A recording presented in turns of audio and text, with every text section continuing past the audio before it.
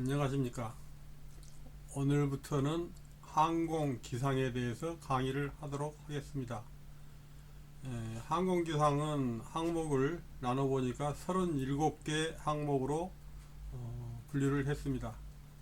거기에 대해서 천천히 설명을 드릴 테니까 대부분은 우리가 이미 초등학교, 중학교 때 과학 시간이나 그럴 때 들었기 때문에, 아니면 일상생활에서 많이 듣고 있는 내용이기 때문에 어떤 감은 올 것입니다. 그렇지만은 그 정확한 의미는 하나씩 알아가기로 하겠습니다. 먼저 앞에 목차를 보면은 대기에 대해서 설명을 드릴 건데, 대기 여러분 또한 모르는 분이 아무도 안 계십니다.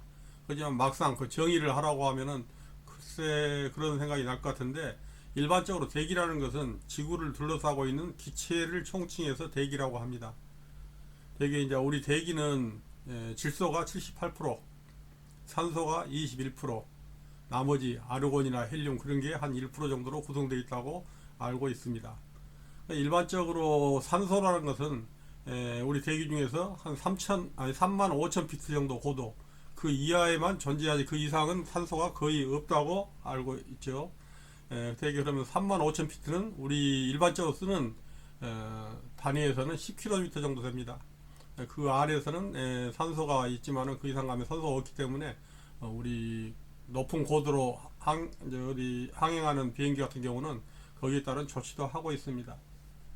대기에 대한 설명이 나올 거고, 그 다음엔 대기권의 구분, 대기권이 어떤 식으로 구성되어 있는가, 이것도 여러분들이 이미 중학교쯤 해서 전부 배웠던 것이지만은 구체적으로 한번 얘기를 하겠습니다. 온도 뭐 잘 알고 있는 것이고, 대기압, 고도, 대기압과 비행 안전, 이런 것들은 말은 알지만은 세부적인 어떻게 우리 비행하고 관계가 되는가, 그런 것들은 설명을 드리도록 하겠습니다. 국지풍이라는 말도 우리가 옛날에 들었던 기억은 있습니다. 되게 국지풍이라고 말할 대로 국지적이다, 어느 한 부분이다, 그러니까 특수 지형 영향으로 어떤 특수 지형의 어떤 산악지대나 아니면 평야지대나 뭐 여러 가지 영향으로 뭐 산골이나 아니면 뭐 부는 바람, 그런 걸 뭐 우리가 산풍이라고 하고, 계곡에서 부는 바람 뭐 곡풍이라 할지, 바다에서 육지로 부는 바람 해륙풍, 뭐 그런 거 여러분들이 들었던 기억이 날 겁니다. 바람과 항공기 운항 뭐 당연히 영향이 있겠죠. 바람이 불면은 수증기, 구름 발생, 강수, 비 내리는 것, 그게 강수죠. 대기 안정과 불안정, 대기가 어떨 때 안정하다, 어쩔 때는 불안정하다, 이제 여기에 대해서는 말은 많이 들어봤지만은 정의에 대해서 설명을 드릴 겁니다. 그 다음에 우리가 처음 들었다거나 아니면 좀 듣기 어려웠던 내용 중에 역전이라는 게 있습니다. 역전이라는 것은 말 그대로 바뀐 거니까, 되게 온도가 일반적으로 고도가 올라가면은 점점 낮아진다고 있습니다. 낮아지죠. 근데 예를 들어서 어느 고도 이상 가버리면은, 아니면 어떤 상황에서 온도가 낮아지는 게 아니라 역으로 올라가는 데가 있습니다. 그걸 보고 우리가 역전층이라고 하죠. 역전이다. 당연히 온도가 위로 올라갈수록, 고도가 높을수록 낮아지는데, 어느 한계 이상 올라가면 거기서는 거꾸로 온도가 높아지는지요. 그걸 보고 역전층이라고 하는데, 그 역전에 대해서 설명이 될 거고, 그 다음에 구름이 어떻게 생기는가, 구름의 어떤 특성은 어떤가, 구름 모양별로 해서 우리는 많은 것을 배웠습니다. 그렇지만은 다시 한번 우리 항공과 관련해서 어떤 내용인지 그것을 한번 더 정리하도록 하겠습니다. 다음에는 구름과 항공기 운항, 그 다음에 기단이라는 말도 여러분들이 많이 들었습니다. 기단, 그렇죠? 뭐 한랭기단, 뭐 한랭전선, 뭐 그런 거 하면서, 되게 이제 기단이라는 것은 성질이 비슷한 큰 공기 덩어리를 기단이라고 합니다. 뭐 해양성 기단이다, 대륙성 기단이다, 그런 말을 뉴스에서 가끔 나오는 것을 이제 들었는데, 기단이다, 뭐 특별한 게 아니라 성질이 비슷한 큰 공기 덩어리, 같은 성질이 공기가 뭉쳐 있을 때 그걸 기단이라고 합니다.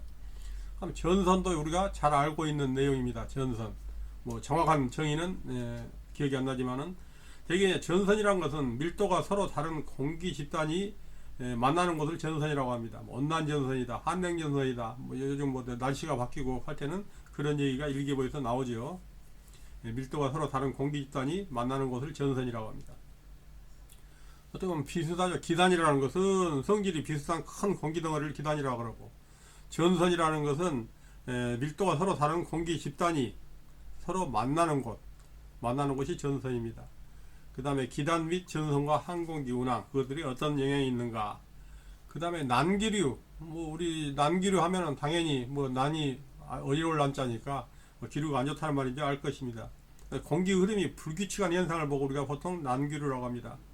그때 우리 항공에서 주로 나오는 난기류는 대표적인 게 윈드시어라는 말이 나옵니다. 제주 공항에 윈드시어가 발생해서 항공기가 착륙할 때 힘들었다거나 못하고 돌아갔다거나, 되게 윈드시어라는 것은 풍향이나 풍속이 갑작스럽게 변하는 것을 윈드시어라고 합니다.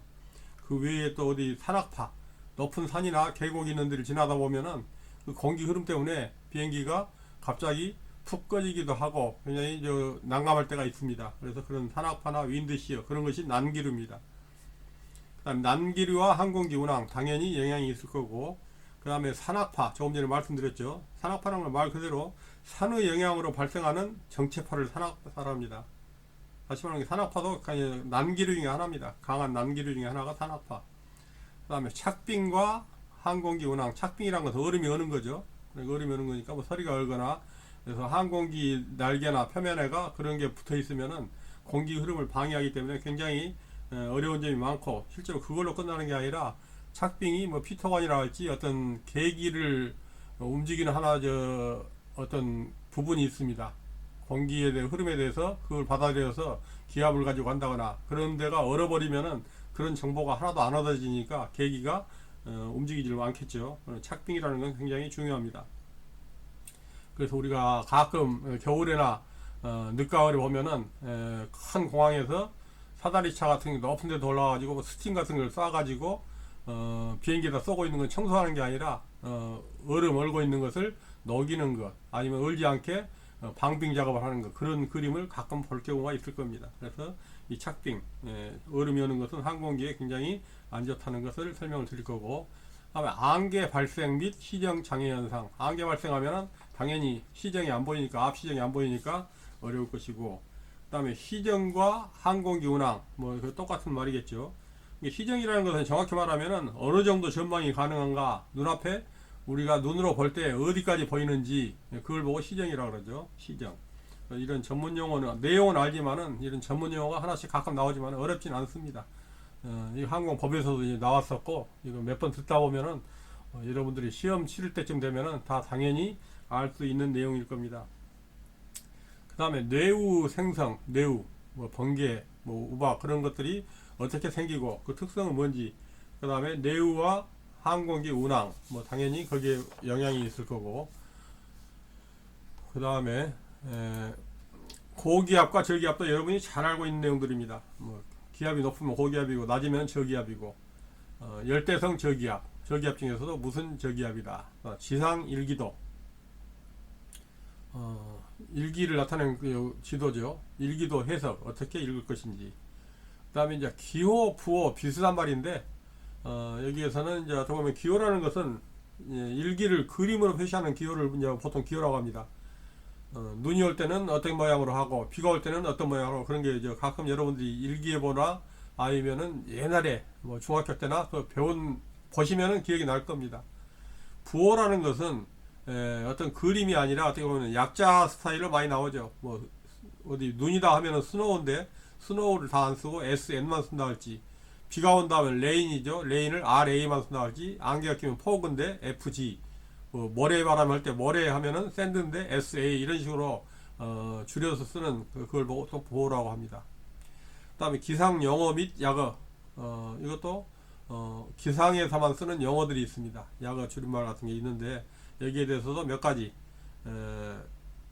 설명을 드리고 갈 거고, 되게 우리가 할 때 보면 기온 감률이다, 기온이 어떻게 내려가는지, 또는 무역풍이다, 편서풍이다, 제트기류다, 그런 말도 여러분이 들은 게 나오죠. 그런 것들이 기상 용어입니다. 그 다음에 중요한 것 중에 하나가 항공 기상 업무라는 게 있는데, 결국은 항공 기상 업무, 이것을 우리가 알기 위해서 지금 이 과목을 배우는 거죠. 안엑스라는 것은 하나 권고 사항들인데, 그 중에서 세 번째에 보면 항공 기상 업무라는 거에 정의가 되어 있다는 내용입니다. 그 다음에 기상 관측 및 통보, 관측을 해가지고 어떻게 통보하는지, 그 그 다음에 메타 이착륙 정보인데, 메타라는 것은 뭐 몇 미터 몇 미터 그게 아니고 이것도 약자입니다. 공항별로 정시에 일어나는 기상 상태를 메타라고 합니다. 어떤 공항은 10시에 어떻게 뭐 예를 들어서 안개가 얼마나 끼었고 뭐 비가 내리고 뭐 그런 것들, 그러니까 공항별로 정시 기상 상태를 메타 정보라고 하고, 그 다음에 이착륙 정보라는 건 아시겠죠? 이륙할 때 착륙할 때. 그 다음에 에어맷이라는 것도 마찬가지 우리 항공기상에서 나오는 것들인데, 대개 어떤 이제 10,000피트 이하에 있는 어디 적어도 우리 낮은 고도의 기상 정보를 메타라고 합니다. 그럼 여기에서 이제 메타 에어맷이라는 게 나오는데, 에어맷하고 비슷하게 이제 가끔 나오는 게 뭐 시그맷이라는 게 나옵니다. SIGMET. 그럼 이제 항공기 안전 운항에 영향을 미칠 수 있는 기상 현상을 시그맷이라고 합니다. 그런 것도 마찬가지. 이제 지금은 무슨 말인지 하지만은 뭐 들으면은 알 수 있을 겁니다. 그다음에 비행 안전에 관련된 항공 기상이랄지, 또 윈드시어라는 거. 윈드시어는 굉장히 이것도 마찬가지 말씀드렸지만은 이것도 특별한 어떤 기상 상태를 윈드시어라고 합니다. 난기를 설명하면서 윈드시어 뭐 제주공항 얘기를 잠깐 했었죠. 그러니까 풍향 풍속이 짧은 시간에 변화되는 것을 윈드시어라고 합니다. 예를 들어서 위에는 어디 고도 높은 데는 바람이 굉장히 세게 부는데, 아주 낮은 쪽에서는 바람이 안 불거나 그럴 때는 갑자기 중간에서 뭡니까 어디 어떤 바람 흐름이 단절 현상, 시어라는 것은 SHER 시어라는 것은 끊어지다 그런 말입니다. 그래서 흐름이 갑자기 끊어져 버리니까 항공기가 서서히 들어가 갑자기 툭 떨어지는 현상, 그런 것이 윈드시어니까 지면 가까이서 윈드시어를 만나면은 어디 지상으로 추락할 수 있겠죠. 굉장히 그것도 위험합니다.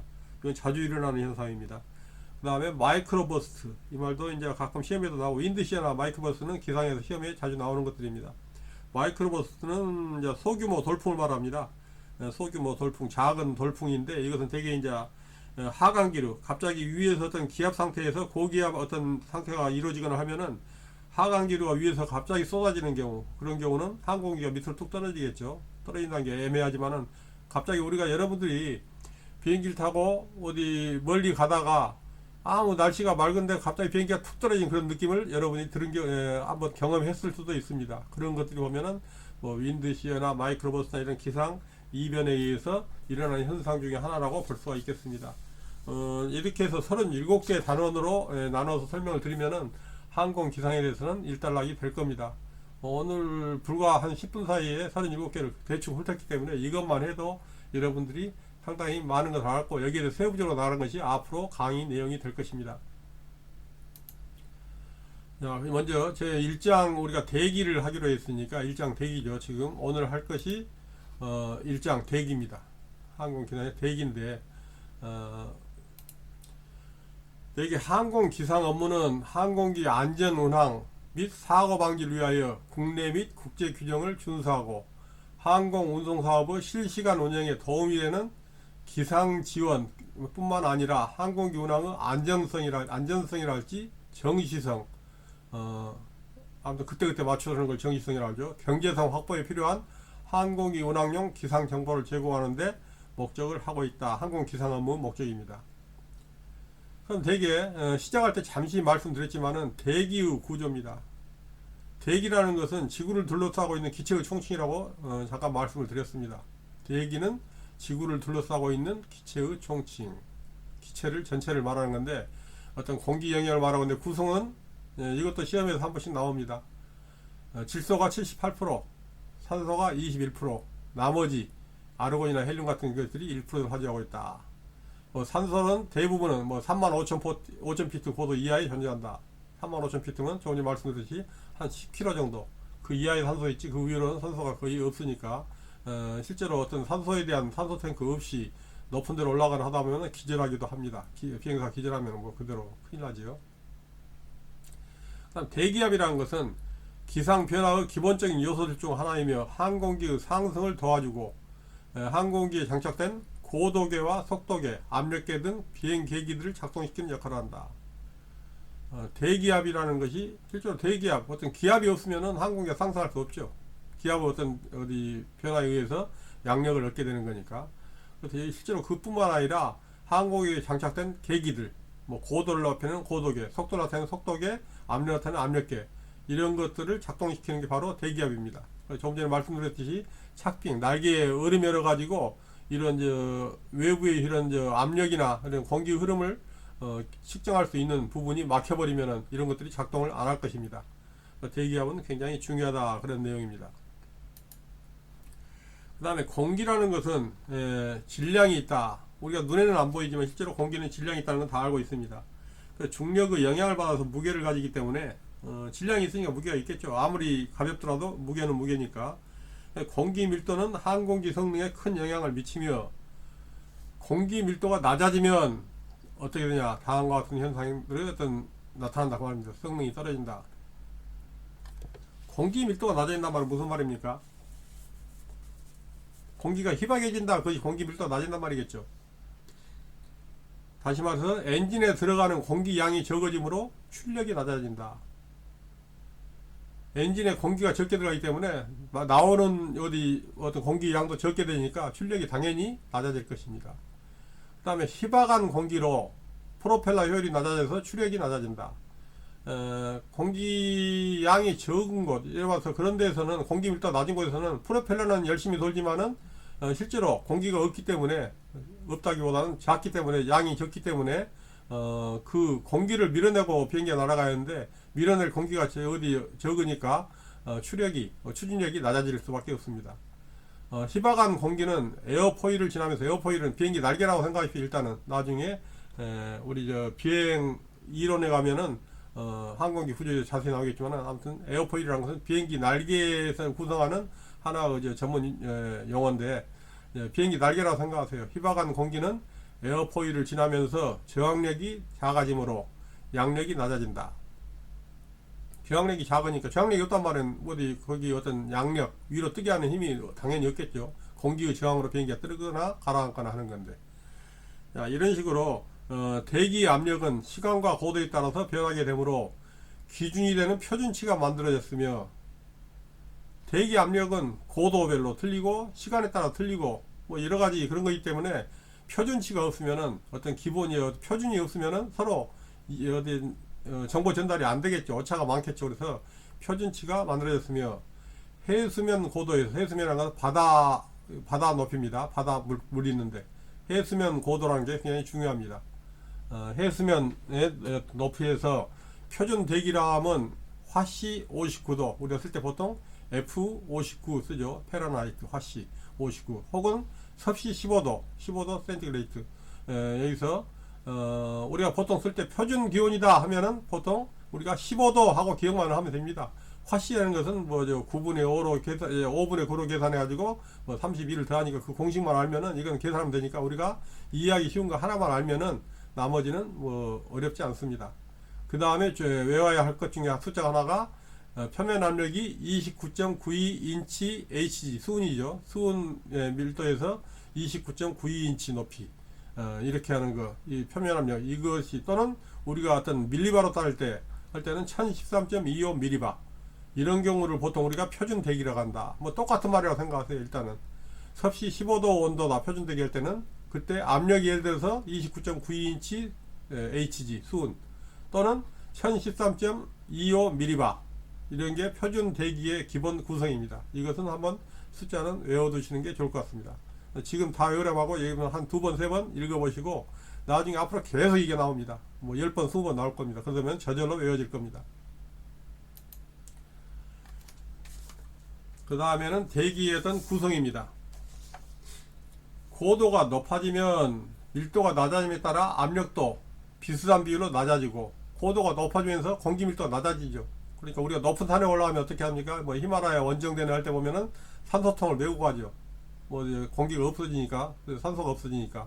산소가 없어진 게 아니라 공기가 전부 밀도가 낮아지니까 압력도 비슷한 비율로 낮아지고, 공기가 아무리 작지만은 무게를 가지고 있으니까, 질량이 있단 말은 무게가 있기 때문에 공기 밀도가 낮아지면 그만큼 압력도 낮아질 겁니다.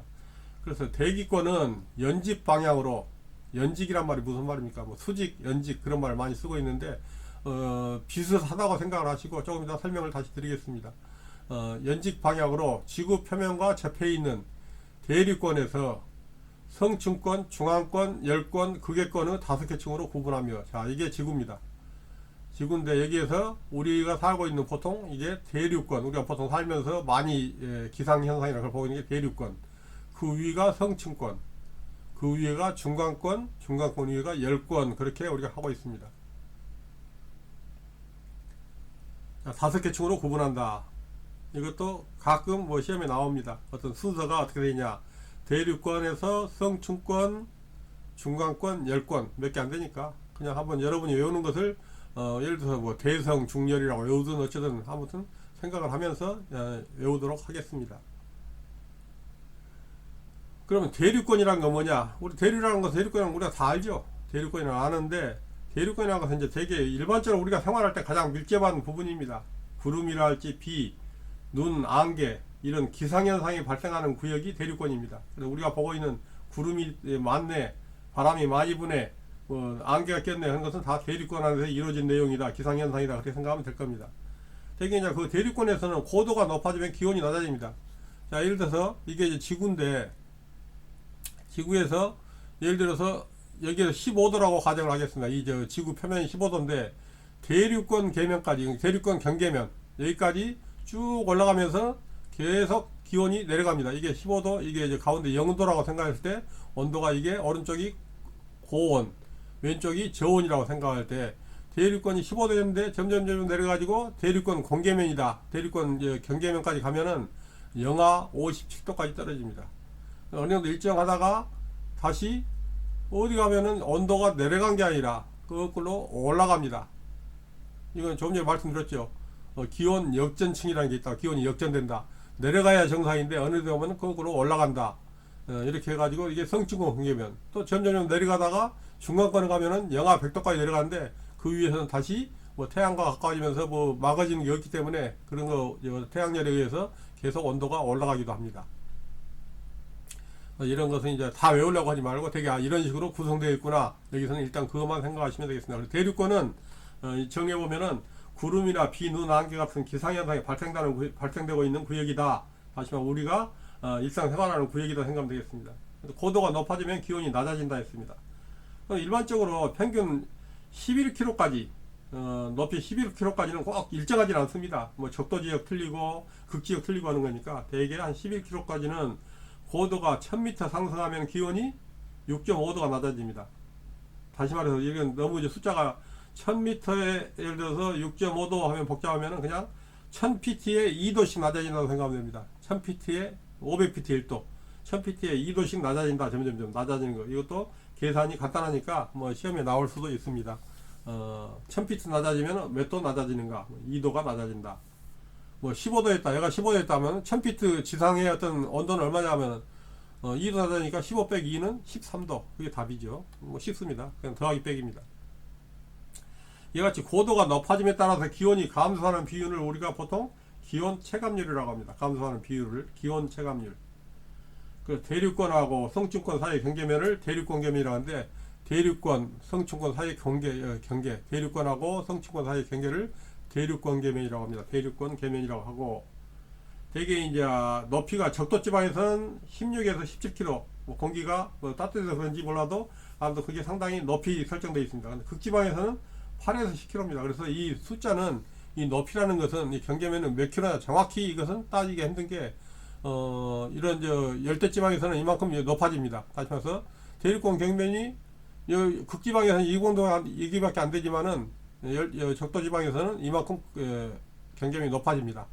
그래서 이런 것은 정확히 얼마다, 뭐 이건 숫자로 뭐 시험에 나오거나 그러진 않고 되게 이런 식이다, 한 10km, 11km, 뭐 16km 그런 식으로 외우시면 될 겁니다. 그 되게 이제 극지방에서는 8에서 10, 평균 높이는 한 11km 정도 된다, 그렇게 말하고 있습니다. 높이가 여기서는 한 16, 7km, 여기서는 뭐 예를 들어서 여기서는 뭐 어떤 8에서 10km, 평균 그냥 11km다, 되게 그 정도 생각하시면 될 겁니다. 그 다음에 대륙권면에서는 되게 이제 대기가 안정합니다. 여기까지는 대륙권이 끝나버리면은 구름도 없고 뭐 바람도 없기 때문에 안정되겠죠, 당연히. 그래서 이제 비행기가 나를 때 보면은 구름 위로 나르거나 그런 것은 여러 가지 이유가 있습니다만은 그것 중에서 하나가 될 수가 있습니다.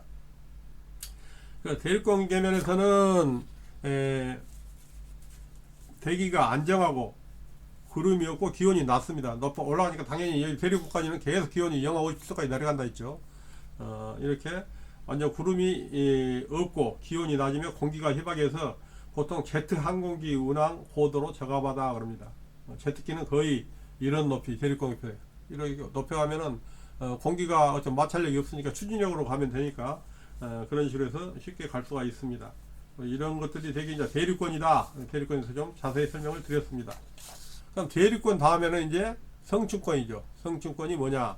성층권은 되게 대륙권 경계면에서 고도 약 50km까지입니다. 여기서부터 한 50km. 이것도 대계입니다. 대계. 성층권은 기온이 일정하다가 어느 고도 이상부터는 기온이 높아지는 경향을 나타냅니다. 성층권까지는 여기서 낮아지다가 일정하다가 갑자기 높아져요. 그걸로 이렇게. 대륙권 여기서까지는 계속 낮아지는데 여기서는 일정하다가 갑자기 높아집니다.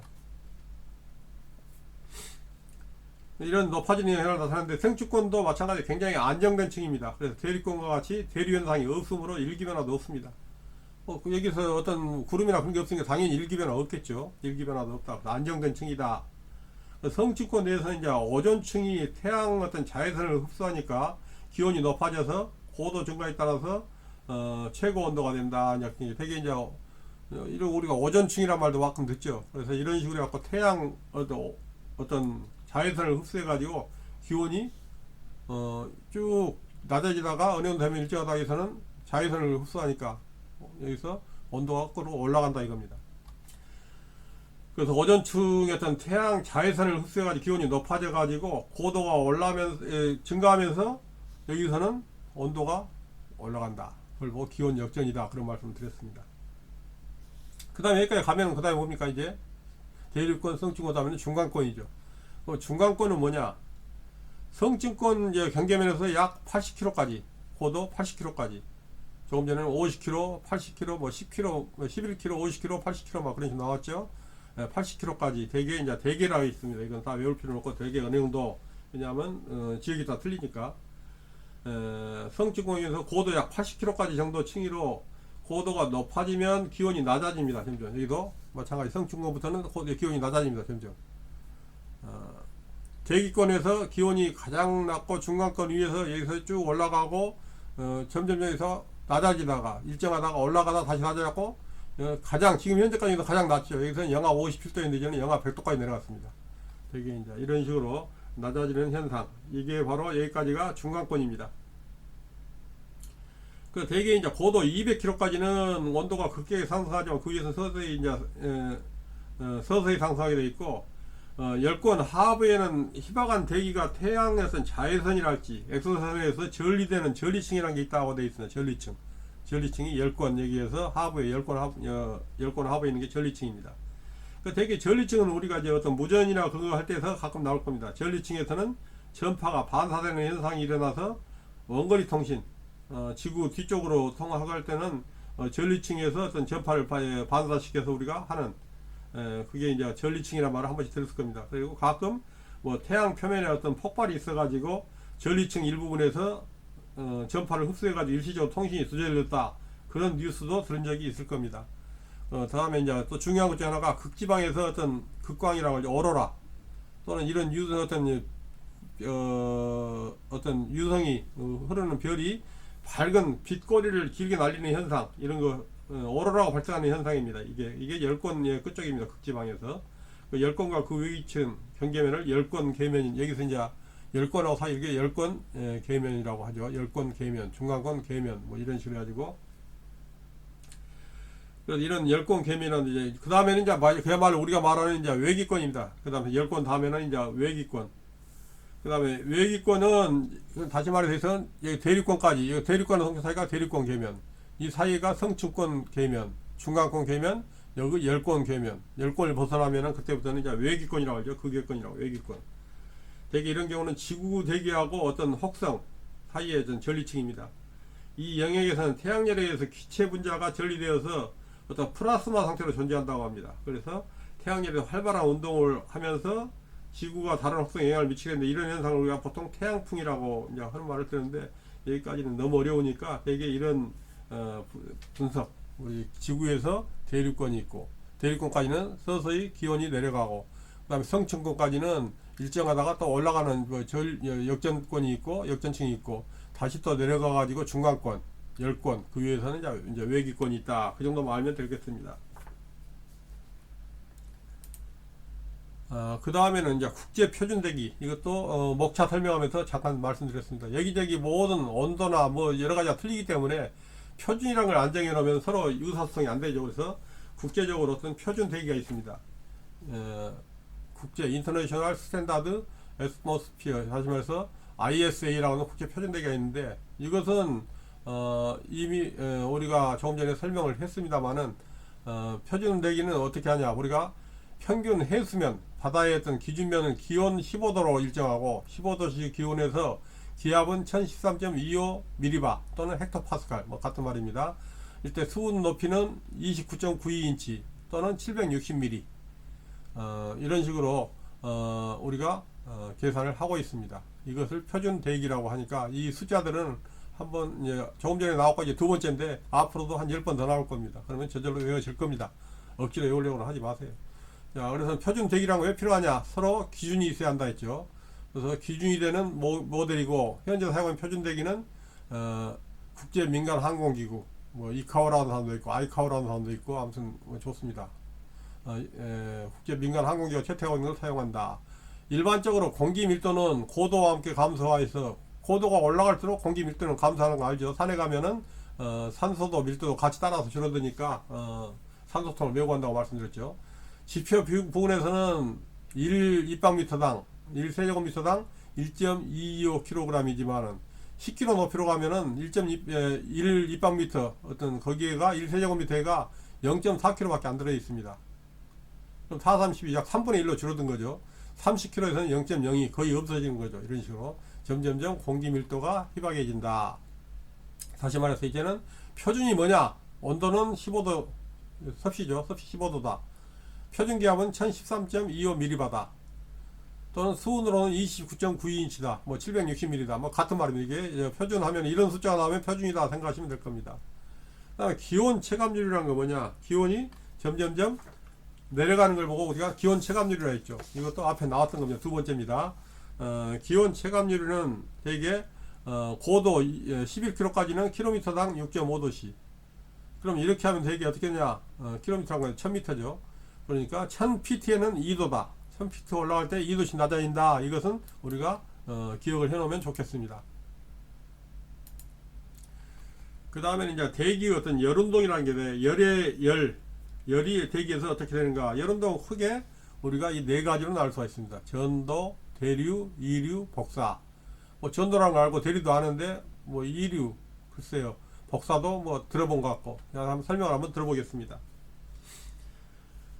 전도라는 건 일반적으로 분자 운동으로 열이 물체의 높은 부위에서 낮은 부위로 이동하는 것을 전도라고 합니다. 보통 우리 후라이팬 손잡이가 세로 되어 있으면은 처음에는 차가운데 계속 하다 보면 잘못하면은 나중에 뜨거워서 손으로 못 잡죠. 전도죠. 높은 데서 점점 낮은 데로 옮기는 것, 그걸 보고 전도라고 합니다. 열이 물체 높은 부위에서 낮은 부위로, 프라이팬 보면은 바로 불꽃 위에서 점점 손잡이까지 가는 거 전도죠. 다음에 대류라는 겁니까? 많이 우리가 다 알지만 이것도 마찬가지. 막상 말하면은 뭐냐? 되게 이제 유체 흐르는 물체죠. 공기도 흐르는 물체죠. 일부분에서 가열이나 또는 냉각으로 인해서 수평 방향으로 밀도의 차이가 생기면은 밀도가 낮은 부분은 위로 올라가고 밀도가 높은 부분은 아래로 내려온 거, 이걸 보고 보통 대류라고 합니다. 그래서 우리가 어디 같은 방에서도 온도가 틀리다면 천정 쪽은 온도가 높고 바닥 쪽은 좀 낮다, 그렇게 생각하면 될 겁니다. 대류 현상 이제 이해가 되죠? 그러니까 애매했었는데 이제는 각이 잡혔을 겁니다. 어떤 가열이나 냉각됐을 때 수평 방향 밀도 차이가 생기면 밀도가 낮은 부분은 위로 올라가고, 밀도가 낮단 말은 온도가 높은 거죠. 온도가 높으면은 팽창하니까 밀도 낮으면 위로 올라가고, 높은 부분은 다시 그 자리를 메꿔지 하니까 아래로 내려온 거. 그러니까 찬 공기는 아래로 내려오고 더운 공기는 올라가고, 그게 대류다 이겁니다. 이걸 그림으로 한번 생각해 보면은 또 이류란 말도 있는데, 그 다음에 이류란 게 나오죠. 이류, 뭐 움직인다는 거 이죠. 공기가 옆으로 이렇게 움직이는 걸 이류라고 합니다. 그 다음에 공기가, 따뜻한 공기가 위로 올라가는 것은 대류. 그러면 이렇게 올라가면 빈자리를 어떻게 하냐? 찬 공기가 내려오겠죠. 찬 공기가 내려올 겁니다. 그래서 채울 겁니다. 그래서 이류는 공기 에너지, 공기와 열 에너지 수평 이동이다. 이류라는 것은 말 그대로 이동하는 거니까. 대류는 공기 열 에너지 연직 위로 반드시 올라가는 거. 이걸 보고 대류라고 한다. 이렇게 그림으로 설명을 드렸습니다. 다시 말해서 이제 이류라는 것은 공기 열 에너지 연직 방향에 따라서 대류라고 하고, 이것은 대류고 수평으로 이동한 것은 이류라고 한다 했죠. 그 다음에 남은 게 이제 복사가 하나 남았죠. 복사라는 것은 이제 물체에서 방출되는 전자파 형태를 복사라고 합니다. 복사열이다. 그래서 전도나 대류 또는 이류하고는 틀리게 에너지 이동에서 매체가 어떤 중간에 매개차 필요 없습니다. 다시 말해서 태양 에너지는 주로 뭐 복사열이란 말 나오죠. 어떤 이제 중간에 매개체가 필요 없이 움직이는 거, 뭐 대류나 전도나 이류 이런 것도 틀리게 중간에 매개체가 필요 없이 에너지가 이동하는 거, 그걸 보고 보통 복사 형태로 이루어진다. 복사열이랍니다. 복사열이다. 뭐 그런 말도 나오죠. 그래서 전도, 대류, 이류, 복사에 대해서 설명을 들었습니다. 지금은 애매하지만은 나중에 좀 이 장 끝쯤 가면은 이해가 저절로 될 겁니다.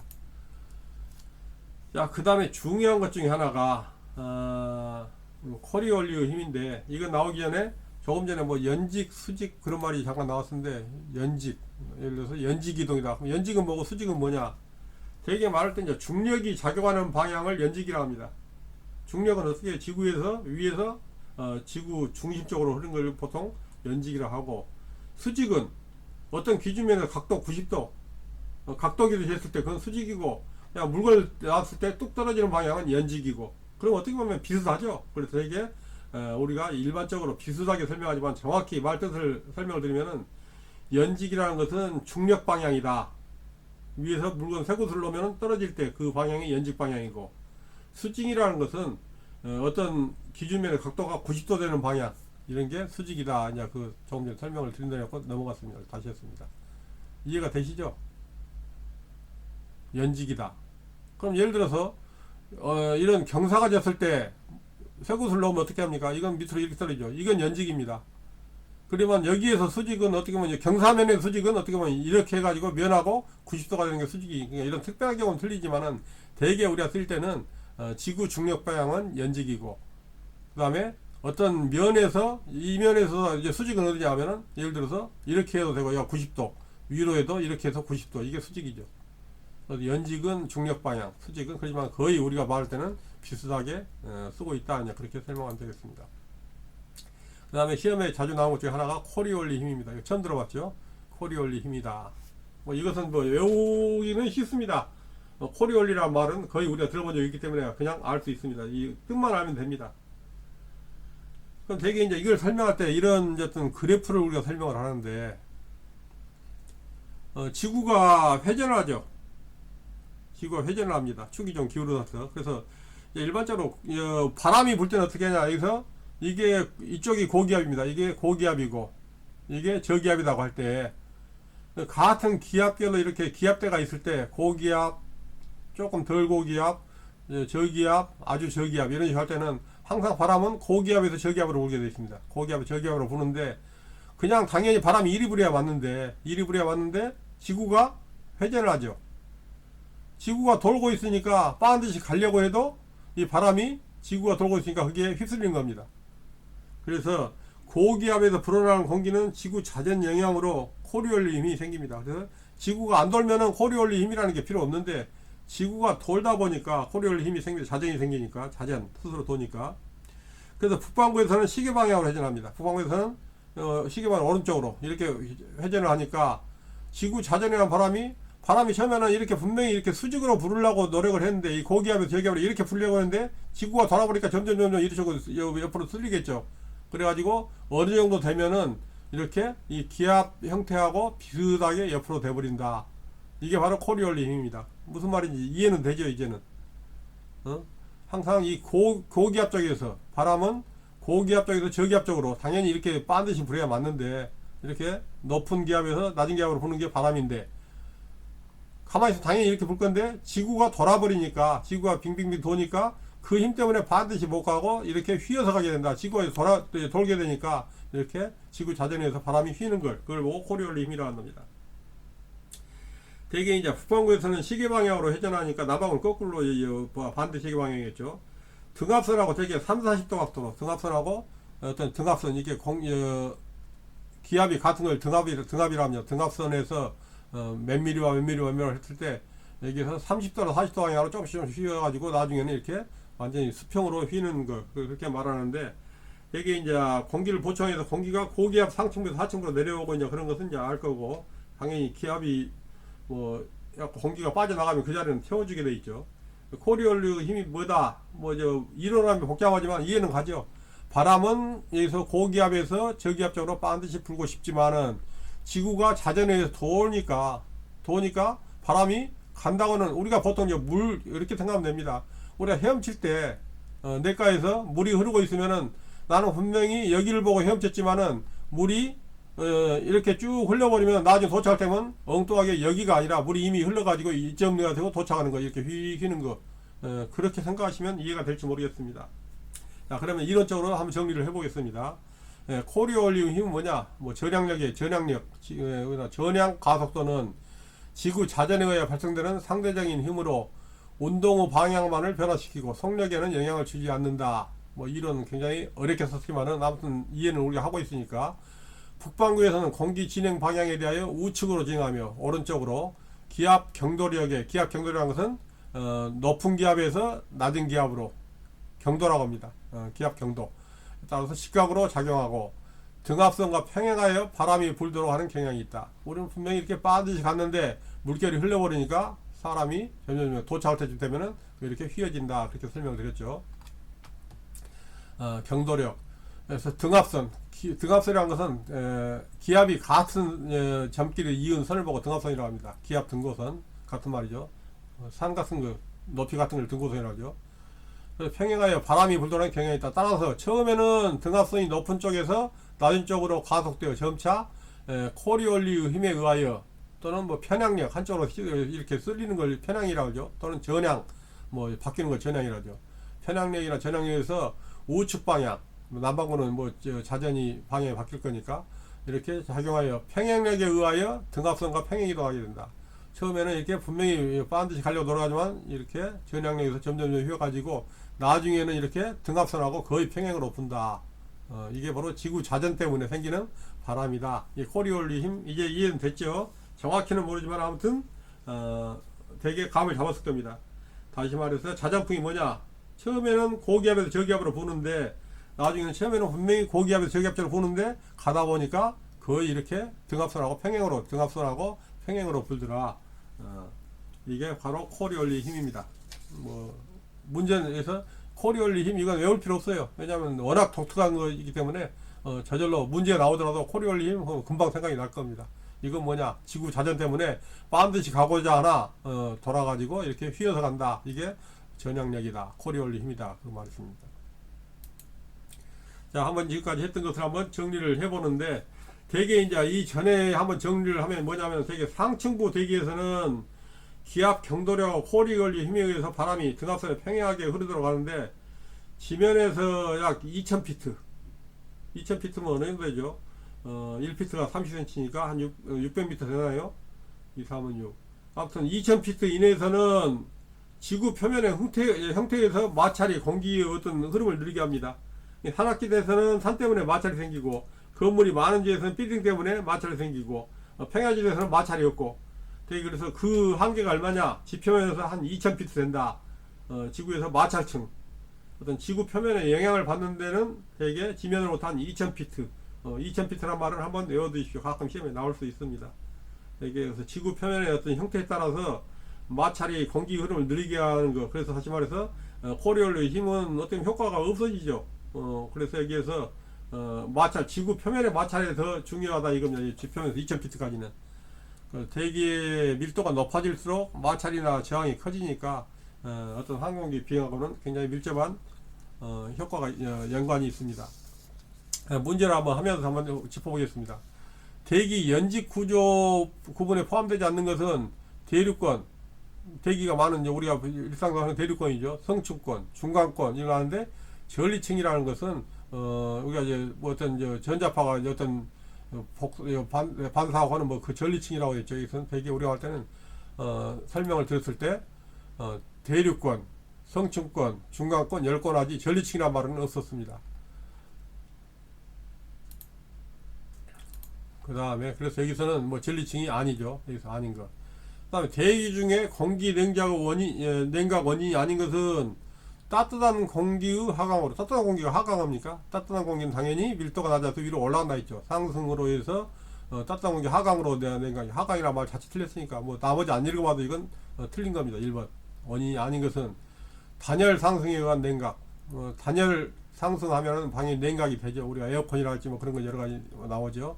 그 다음에 차가운 공기와 더운 공기 혼합, 지면 복사, 대기 중에 공기가 냉각되는 원인, 이런 것들은 지면 복사가 되거나 또는 차가운 공기, 더운 공기가 혼합되거나 이런 거 있지만은 따뜻한 공기는 상승이지 하강이 아닙니다. 그래서 우리가 답이 나머지가 애매하지만은 하나가 어떻게 확실하다 하면은 나머지는 모르더라도 확실한 것 찍으면 되겠죠. 그러죠?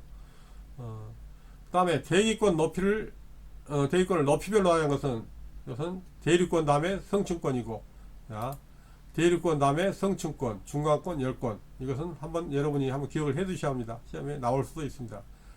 대성, 중열. 여러분이 알아서, 대륙권은 외울 필요 없죠. 우리 가까우니까. 그럼 대륙권 위에가 성층권이다. 성층권 다음에 중권이고, 중간권이고, 제일 위에가 열권이다. 어떻게 보면 이해가 될 것 같은데 외우지 않아도 그렇지만 아무튼 모르니까 아무튼 외워두시도록 하겠습니다. 그 다음에 지구 기상 변화의 가장 근본적인 원인은 우리가 예를 들어 공기 압력이다, 해수면 온도다, 공기 이동이다 다 이해는 되지만은 가장 큰 원인은 태양 에너지입니다. 지구 기상 변화 태양. 우리가 예를 들어 태양이 없어지면 어떻습니까? 전부 빙하기가 된다거나 그런 거 영화에서 나왔었죠. 가장 큰 원인은 공기도 원인이고 공기 이동이나 압력이나 해수면 온도도 원인이지만은 태양 에너지가 가장 크다. 그 다음에 대기권에서 기상변화가 일어나는 층으로 고도가 높아질수록 온도가 내려가는 층, 대기권 중 기상변화에서 고도가 온도가 내려가는 층 하면은 점점 1000피트당 2도씩 내려가는 층이 어디예요? 바로 우리가 살고 있는 대륙권이죠. 가까운 대륙권. 그 다음에 지면에서 약 11km까지며 대기의 최하층은, 대기 최하층은 더 이상 읽을 필요 없죠. 대륙권이죠. 대류에 의하여 기상현상이 주로 나타나는 경우, 구름도 있고 비도 있고 안개도 있는 데가 대륙권이죠. 대륙권. 그 다음에 이제 조금 전에 말씀드렸듯이 가끔 표준 대기 혼합 비율이 얼마냐? 질소가 78%, 산소가 21%, 나머지 헬륨이나 그런 것들이 1%다 했습니다. 이 비율. 그 다음에 표준 대기압에 해당되지 않는 것은, 표준 대기압 우리가 숫자만 외우면 되죠. 온도는 15도 맞죠? 압력 760 맞죠? 그 다음에 압력이 예를 들어서 1023.25 헥토파스칼 미리바 똑같은 말이라 했습니다. 여기에서 1023이란 말은 나왔지만 1053이네 그런 말은 안 나왔죠. 그래서 우리가 15, 760, 29.92, 1023 이런 것을 한번 자주 듣다 보면 외워질 겁니다. 1053이라는 말은 안 나옵니다. 그러니까 이렇게 생각하시면 되겠습니다. 그러니까 나머지가 정확히 모를 때는 아무튼 정확히 안 것 그걸 찍어 나가면 될 겁니다.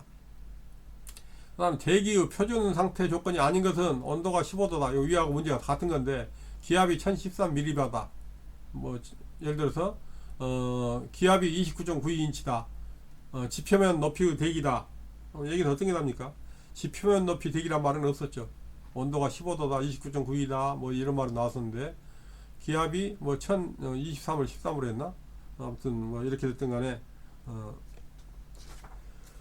1013 23 한번 찾아보겠습니다. 나도 이제 이거 하다 보니까 숫자가 이제 헷갈리네.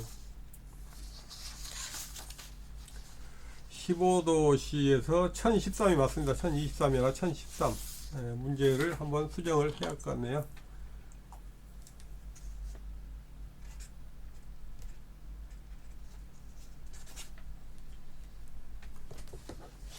아무튼 1013이 맞습니다. 1013, 1023에 1013. 그 다음에 여기에서 표준 대기에서 기온 체감열은 얼마냐? 1000피트당 2도라 했죠. 1000피트당 2도. 그 다음에 대기 구성 요소 중에서 가장 많은 건 뭐냐? 질소가 78% 질소죠. 자, 여기까지 해서 우리가 1장